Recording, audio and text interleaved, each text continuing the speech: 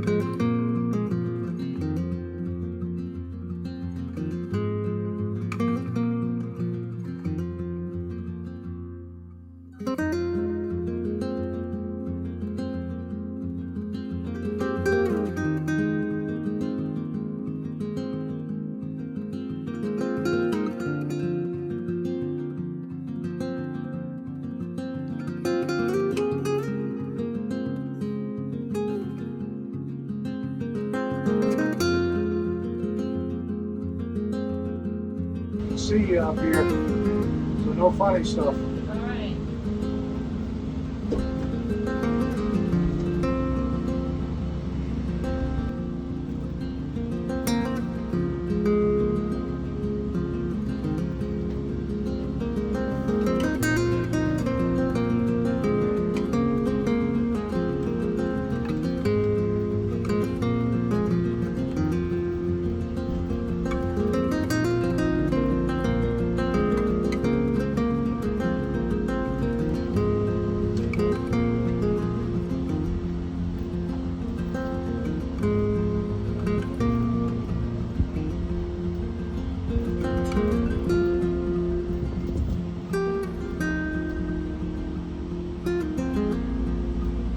Rolls pretty smooth.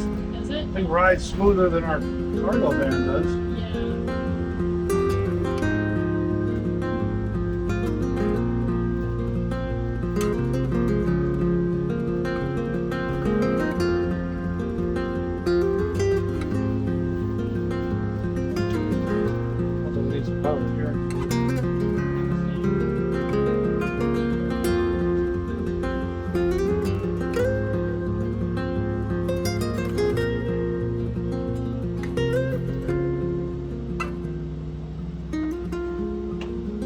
Out here.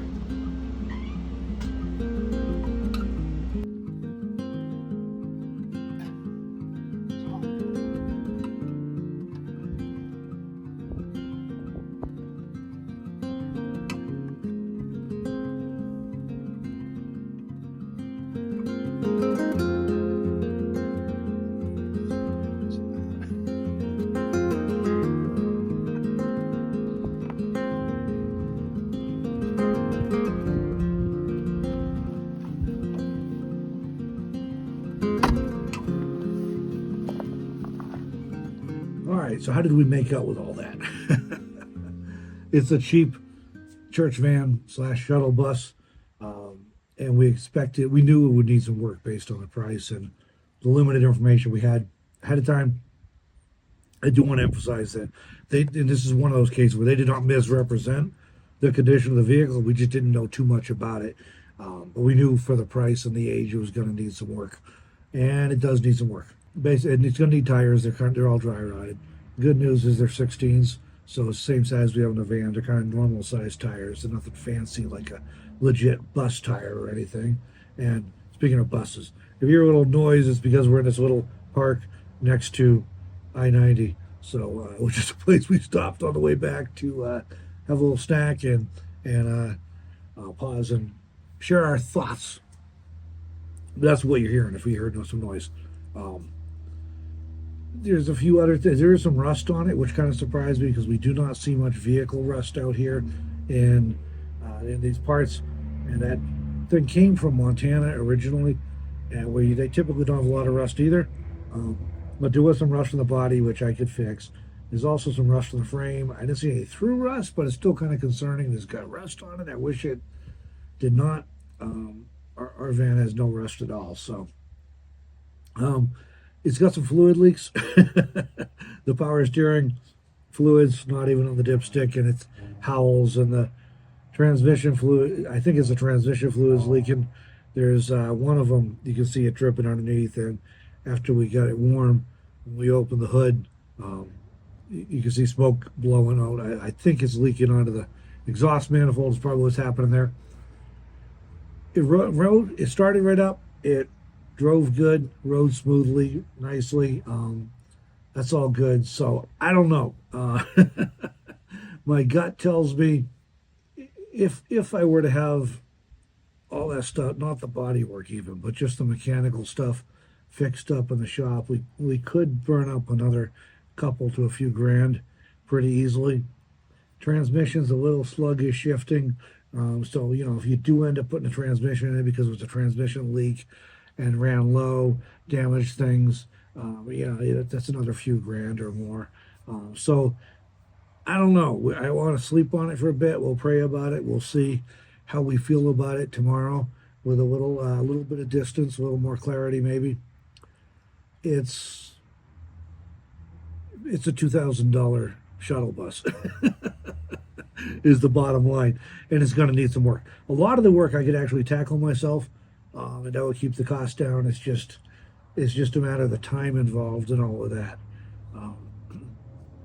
Learning a new vehicle, figuring out everything, and just finding the time to do it on top of work and family responsibilities and everything else. So I don't know that I want to bite off that much right now. And all of that is before we get to pull the seats out and start on the build. And as we're recording this, I think it's we're pushing into the second week of September, and that means we're coming up on fall and we're coming up on some cold weather. So I kind of want a bit of time to do whatever we're going to do. And so if we buy this thing and get it back to home, and then have to, does it take me a month or two to get it all fixed up mechanically before we can even start really thinking about doing a build on it? So I don't know. We kind of wanted to see it. We might just go with a different route at this point. We might. So far, anything we've been seeing that's even $10,000, $15,000 is kind of rough. So I don't know. We may come to a point where we decide to just fix up what we got and go with it, or get creative in that way. But I would like to find something a little newer, a little lower mileage. This was actually a little older, but it was definitely lower miles. Only had like 120,000 miles on it. And like I said, ran good, rode good. It just definitely needed some fluid leaks, several fluid leaks going on, and some other things like that. So needed tires and stuff, some rust taken care of. But I ran and drove. It was great fun reaching over, starting, sitting there and reaching over and grabbing the school bus door thing and closing the door. That was fun. All right. Well, you saw some footage of it anyways, and you saw a little footage of Sturgis while we were going through. The bike rally's over. That's been over for close to a month now, but there's still stuff up. We're going to head on home the rest of the way, and we'll be thinking about it, praying about it, sleeping on it, hoping for a good decision. I'm sure we could get it fixed up, and even I'm sure we can get it fixed up at a reasonable enough price point where it's a good deal still overall when we're done with it. But there is a fair bit of work it's going to need, and it's the kind of thing that it might be easier to deal with too if you're picking it up in the town where you needed to have it to work on it instead of having to drive it 100 miles home. That's a little concerning too. But all right, we're going to get out of here. Thought you guys might enjoy coming along on this little ride to kick some tires and check out a vehicle that might be interesting, a different class of vehicle anyway. And we'll see. Maybe we'll go forward with this, or maybe we'll try something different. Thanks for joining us with this video, everybody. We will catch you in the next one.